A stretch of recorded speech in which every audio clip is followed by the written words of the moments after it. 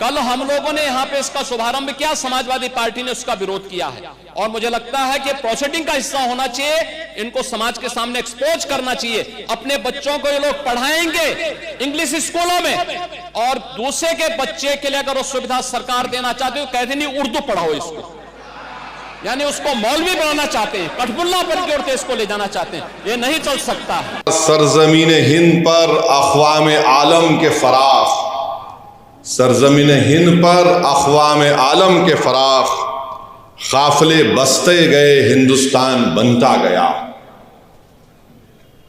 सरजमीन हिंद पर अक़वाम आलम यानी नेशंस आए इस देश में।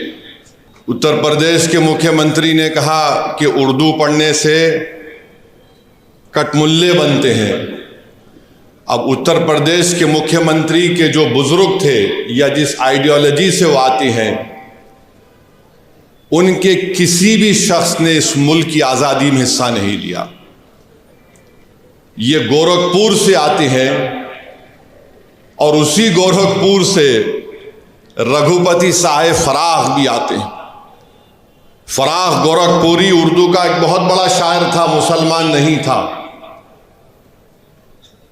अगर शायद असेंबली में कोई उठ के बोल देता मुख्यमंत्री को, तो मुख्यमंत्री बोलते नहीं नहीं उन्हें भी कटमुल्ला है। तो ये इनके ये इंटेलेक्चुअल कैपेसिटी है इनकी।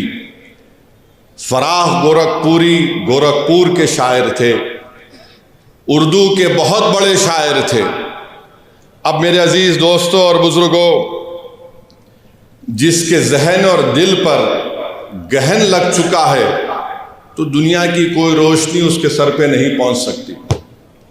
फराख गोरखपुरी का शेर क्या है सुनिए, ये बीजेपी आरएसएस वालों को बता रहा हूं, जो उर्दू बोलने वालों को कटमुल्ला कहते हैं।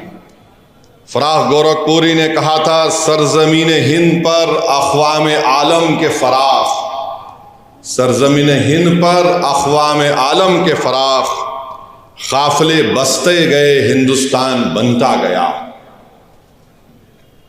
सरजमीन हिंद पर अक़वाम आलम यानी नेशंस आए इस देश में, बसते गए हिंदुस्तान बना। अब ये जो आर्ग्यूमेंट इनका आरएसएस का है कि नहीं ये बाहर से आए, तुम भी बाहर से आए, जितने आर्यंस है बाहर से आए, अगर ओरिजिनल है तो द्रविडियन और ट्राइबल लोग हैं।